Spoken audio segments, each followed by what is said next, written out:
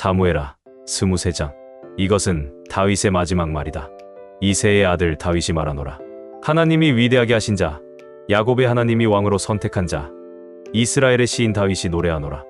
여호와의 성령께서 나를 통해 말씀하시니 그의 말씀이 내 혀에 있구나. 이스라엘의 반석 되시는 하나님이 나에게 말씀하셨다. 의롭게 다스리는 자, 하나님을 두려워함으로 다스리는 자는 쏟아지는 아침 햇살 같고 청명한 아침 같으며 비온 뒤의 햇볕으로 파릇파릇 돋아나는 새싹과 같다. 그래서 하나님이 우리 집안을 축복해 주시리라. 그가 깨어지지 않고 변하지 않을 영원한 계약을 나와 맺었으니 어찌 그가 나의 모든 구원과 소원을 이루지 아니하시야. 그러나 악한 자들은 내어 던져버릴 가시나무와 같으니 아무도 맨손으로 잡을 수 없음이라. 그것을 잘라 불에 태워버리려면 철제 도구를 사용해야 하리라. 다윗의 3대 명장은 다음과 같다. 첫째는 두목인 다그몬 사람 요셉바세벳이다. 그는 에센 사람 아디노라는 별명을 가진 사람으로서 한때 800명을 단번에 쳐 죽인 일도 있었다. 다음은 아오와 사람 도도의 아들인 엘르아살이었다. 어느 날 그는 블레셋 군과 싸우기 위해 다윗과 함께 출전했는데 그때 이스라엘군이 다 후퇴하고 말았다. 그러나 그는 물러서지 않고 지쳐서 칼이 손에 제대로 잡히지 않을 때까지 블레셋 군을 쳤다. 그날 여호와께서 그에게 큰 승리를 주시자 그제서야 이스라엘군은 그곳으로 돌아와서 죽은 블레셋 군의 장비를 약탈하였다. 그 다음은 하랄 사람 아게의 아들 삼마였다. 그는 한때 블레셋 사람과의 전투에서 부하들이 자기를 버리고 도망갔을 때 홀로 녹두밭 중앙에 서서 블레셋 군을 막아 싸웠으며 그날 여호와께서는 그에게 큰 승리를 주셨다. 다윗이 아둘람 굴에 숨어 있을 당시 블레셋 군이 침입하여 느바임 골짜기에 진을 치고 있었다. 그때 이스라엘 군의 용장 30명 가운데 세 사람이 다윗을 찾아갔는데 곡식을 벨 무렵이었다. 그때 다윗은 요새에 있었고 블레셋 사람의 주둔군은 베들레헴에 있었다. 이때 다윗이 고향을 그리워하면서 베들레헴 성문 곁에 있는 우물물이 먹고 싶어 못 견디겠구나. 누가 그 물을 좀 길어올 사람이 없는가? 하자. 그 세 사람이 블레셋 군의 진영을 뚫고 들어가 그 우물물을 길어서 다윗에게 가져왔다. 그러나 다윗은 그 물을 마시지 않고 그것을 여호와께 제물로 부어드리고 이렇게 부르짖었다. 여호와여, 나는 결코 이 물을 마실 수 없습니다. 이것은 죽음을 무릅쓰고 갔다 온 사람들의 피와 다를 것이 없습니다. 이 세 용사 중에 스루야의 아들이며 요압의 동생인 아비새가 그들의 인솔자였다. 그는 한때 창으로 적군 300명을 쳐 죽이고 유명해져서 30명 용장 가운데 대장이 되어 3대 명장 못지않은 명성을 얻었다. 그러나 그는 그 3대 명장 가운데는 들지 못하였다. 또 갑스엘 사람 여호야다의 아들 브나야도 큰 공을 세운 용감한 군인이었다. 그는 사자 같은 모압의 두 장수를 죽였고 또 한 번은 눈 오는 날 미끄러운데도 함정에 내려가서 그곳에 빠져있는 사자를 잡아 죽였다. 그는 또 막대기 하나만 가지고도 창을 가진 이집트의 거인에게 달려가서 그의 손에 든 창을 빼앗아 그것으로 그를 죽인 일도 있었다. 이런 용감한 일로 브나야도 앞서 말한 세 용사 중 하나로 명성을 얻어 30명 용장 가운데서도 아주 유명한 사람이 되었다. 그래서 다윗은 그를 자기 경호대장으로 삼았다. 그러나 그는 3대 명장 가운데는 들지 못하였다. 이스라엘 용장들은 다음과 같다. 요압의 동생 아사엘, 베들레헴 출신 도도의 아들 에라난, 하롯 사람 삼마와 엘리가, 발디 사람 헬레스, 드고아 사람 이게스의 아들이라. 아나노 사람 아비에셀, 후사 사람 무분네, 아오아 사람 살몬, 느도바 사람 마아레, 느도바 사람 바나의 아들 헬렙, 베냐민, 지파의 기브아 사람 리베의 아들 이때, 비라돈 사람 브나야, 가스 시내가에 살던 이때, 아르바 사람 아비알분, 바오림 사람 아스마웨, 사알본 사람 엘리아바, 야센의 아들들, 요나단, 하랄 사람 삼마, 하랄 사람 사랄의 아들 아이암, 마아가 사람 아하스베의 아들 엘리벨레, 길로 사람 아이도벨의 아들 엘리암, 갈멜 사람 에스로, 아랍 사람 바알레, 소바 사람 나단의 아들 이갈, 갓 사람 바니, 암몬 사람 셀렉, 스루야의 아들인 요압의 경호병 부에로 사람 나아레, 이델 사람 이라와 카렙, 그리고 헷 사람 우리아였다. 이상과 같이 이스라엘의 용장들은 모두 37명이었다. 갈라디아서 3장. 갈라디아 사람 여러분, 왜 그리 어리석습니까? 예수 그리스도께서 십자가에 못 박히신 것이 여러분의 눈앞에 생생한데 누가 여러분을 유혹하였습니까? 내가 여러분에게서 한 가지 알아볼 것이 있습니다. 여러분이 성령을 받은 것이 율법을 지켜서입니까? 기쁜 소식을 듣고 믿었기 때문입니까? 여러분은 그렇게도 어리석습니까? 여러분은 성령으로 시작했다가 이제는 여러분 자신의 노력으로 완전해지려고 합니까? 기쁜 소식을 위해 많은 고난을 겪은 여러분이 이제 와서 그것을 버린단 말입니까? 하나님이 여러분에게 성령을 주시고 기적을 베풀어 주신 것은 여러분이 율법을 지켰기 때문입니까? 기쁜 소식을 듣고 믿었기 때문입니까? 성경에는 아브라함이 하나님을 믿었으므로 하나님은 이 믿음 때문에 그를 의롭게 여기셨다라는 말씀이 있습니다. 그러므로 믿음을 가진 사람들만이 진정한 아브라함의 후손이 된다는 것을 아십시오. 그리고 성경은 하나님이 믿음으로 이방인들을 의롭게 하실 것을 미리 내다보고 일찍이 아브라함에게 모든 민족이 너를 통해 복을 받을 것이다라는 기쁜 소식을 전했습니다.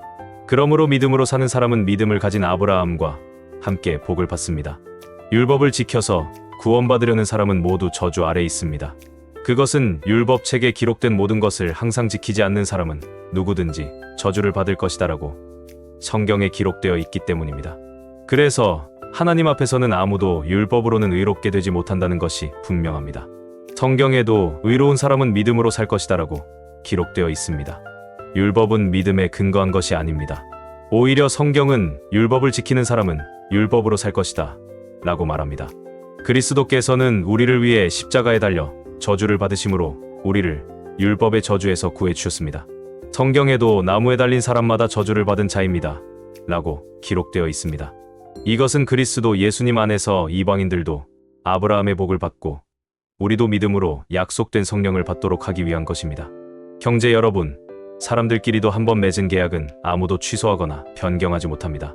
하나님은 아브라함과 그의 후손들에게 여러 차례 약속하셨는데 여러 사람을 가리켜 후손들에게라 하시지 않고 오직 한 사람을 가리켜 내 후손에게라고 하셨으니 바로 그리스도를 두고 하신 말씀입니다. 여기서 내가 말하려고 하는 것은 430년 후에 생긴 율법은 전에 하나님이 세운 계약을 취소시킬 수도 없고 그 약속을 무효로 할 수도 없다는 것입니다. 만일 우리가 받을 하늘나라의 축복이 율법에 의존한다면 그것은 더 이상 약속에 의존하지 않게 됩니다. 그러나 하나님은 약속을 통해서 아브라함에게 은혜로 그런 축복을 주신 것입니다. 그렇다면 율법을 주신 목적은 무엇이었습니까? 그것은 약속된 분이 오실 때까지 죄가 무엇인지를 깨닫게 하기 위한 것입니다. 그 율법은 천사들이 전해준 것을 사람이 받아 공포한 것입니다. 그러나 중재인을 필요로 했던 율법에는 두 당사자가 있어야 했지만 약속을 하는 데는 하나님 한 분이면 됩니다. 그러면 율법과 하나님의 약속은 서로 반대가 된다는 말입니까? 절대로 그렇지 않습니다.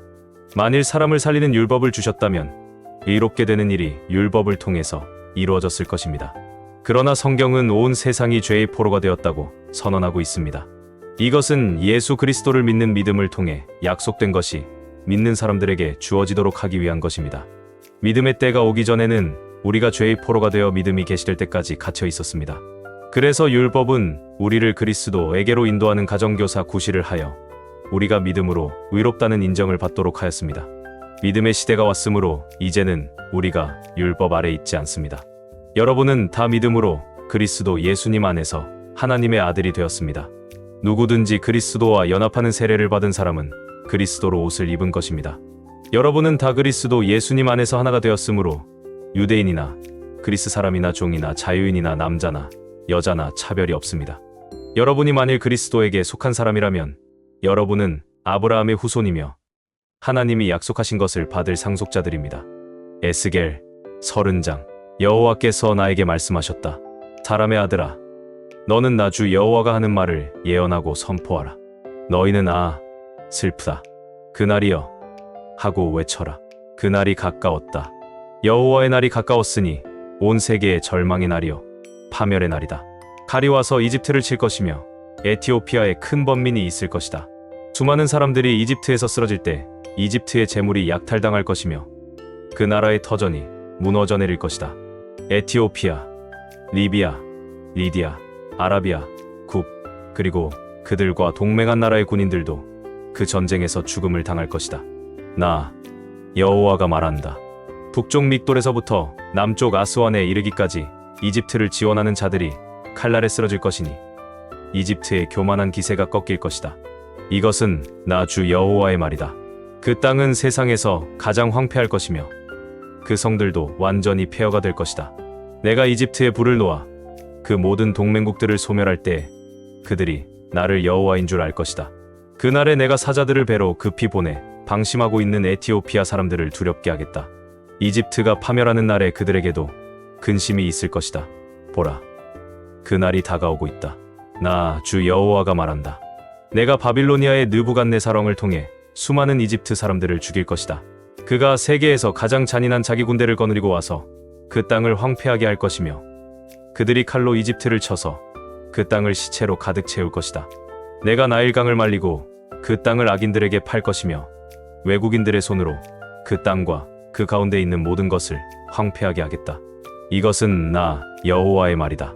나 여호와가 말한다. 내가 그 우상들을 부숴버리고 멤피스에서 그 신상들을 없애며 다시는 이집트를 다스릴 왕이 없게 하고 그 땅 모든 사람들을 두렵게 할 것이다.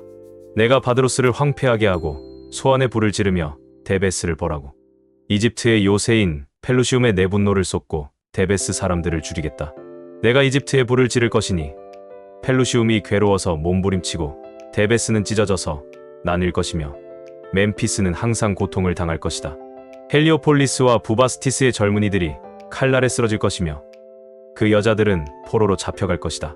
내가 이집트의 세력을 꺾어 그들이 자랑스럽게 생각하던 힘을 없애 버릴 때 다바네스에서도 날이 어두울 것이니 이집트는 구름에 뒤덮이고 그 백성들은 포로로 잡혀갈 것이다. 이와 같이 내가 이집트를 벌하면 그 백성이 나를 여호와인 줄 알 것이다. 우리가 포로되어 온 지 11년째가 되는 해 1월 7일에 여호와께서 나에게 말씀하셨다. 사람의 아들아, 내가 이집트 왕 바로의 팔을 꺾었더니 칼 잡을 힘이 있을 만큼 그의 팔을 싸매거나 고정시켜 낫게 한 사람이 없었다. 그러므로 나 주 여호와가 말한다. 내가 이집트의 바로 왕을 대적하여 그의 두 팔, 곧 성한 팔과 이미 꺾인 팔을 꺾어 칼이 그 손에서 떨어지게 하오. 이집트 사람을 온 세계에 흩어버릴 것이다. 내가 바빌로니아 왕의 팔을 강하게 하고 내 칼을 그의 손에 쥐어주겠다. 그러나 내가 바로의 팔을 꺾을 것이니 그가 부상으로 죽어가는 사람처럼 바빌로니아 왕 앞에서 신음할 것이다. 내가 바빌로니아 왕의 팔은 강하게 하고 바로의 팔은 힘없이 처지게 하겠다. 내가 내 칼을 바빌로니아 왕의 손에 쥐어주고 그가 그 칼을 휘둘러 이집트를 치면 그들이 나를 여호와인 줄 알 것이다. 내가 이집트 사람을 온 세계에 흩어버리겠다. 그러면 그들이 내가 여호와임을 알 것이다. 시편 78편 38장에서 2장까지. 그런데도 하나님은 그들에게 자비를 베풀어서 그들의 죄를 용서하시고 그들을 죽이지 않으셨으며 수없이 그의 노여움을 억제하시고 그 노를 다 바라지 않으셨으니 이것은 그들이 육체뿐이며 한번 지나가면 다시 돌아오지 못하는 바람에 불과한 존재임을 기억하셨기 때문이다. 그들이 광야에서 그를 거역하며 그를 슬프게 한 적이 몇 번인가. 그들이 거듭거듭 하나님을 시험하여 이스라엘의 거룩한 하나님을 괴롭게 하였다. 그들은 그의 능력을 기억하지 않았으며 자기들을 원수들에게서 구해주신 날도 생각하지 않았다. 하나님은 그때 이집트에서 기적을 행하시고 소환들에서 놀라운 일을 보여주셨다. 그가 강을 피로 변하게 하여 이집트인들이 마실 물을 얻지 못하게 하셨으며 파리떼를 보내 그들을 괴롭게 하고 개구리를 보내 그들을 해하게 하셨으며 메뚜기를 보내 그들의 농산물을 먹게 하고 그 농토를 해치게 하셨다. 그가 우박으로 그들의 포도나무를 죽이시고 서리로 그들의 무화과나무를 죽이셨으며 그들의 가축을 우박으로 그들의 양떼를 벼락으로 치시고 무서운 분노를 그들에게 쏟아 큰 고통을 당하게 하시며 벌하는 사자들을 그들에게 보내셨다. 그가 분노를 억제하지 않으셨으니 그들의 생명을 아끼지 않으시고 무서운 전염병으로 그들을 죽이셨다. 그가 이집트의 모든 장남을 죽였으니 이들은 다 함의 후손들이었다. 그러나 그는 자기 백성을 광야에서 양떼같이 인도하셨다. 하나님이 그들을 안전하게 인도하셨으므로 그들은 두려워할 것이 없었으며 그들의 원수들은 바다가 삼켜버렸다. 하나님이 그들을 거룩한 땅의 접경으로 인도하셨으니 그들을 위해서 마련하신 산간지대였다. 이방 민족들을 그들 앞에서 쫓아내어 그 땅을 이스라엘 지파에게 분배해 주시고 그들이 그곳에 정착하도록 하셨다. 그러나 그들은 전능하신 하나님을 시험하고 거역하며 그의 명령을 지키지 않고 자기들의 조상들처럼 배반하고 성실하지 못하며 굽은 화살처럼 믿을 수가 없었다. 그들은 이방 신전을 짓고 우상을 섬겨 그를 몹시 화나게 하였다. 하나님이 그들의 소행을 보시고 노하셔서 자기 백성을 완전히 버리시고 그가 사람들 가운데 세운 실로의 성막에서 떠나셨으며 그의 능력과 영광의 상징인 법궤를 원수들의 손에 넘겨주시고 몹시 노하셔서 자기 백성을 원수들의 칼날에 죽게 하셨다. 불이 저희 청년들을 삼키자 처녀들에게 혼인 노래가 없어졌으며 저희 제사장들은 칼날에 쓰러지고 그 미망인들은 슬피 울 수도 없었다.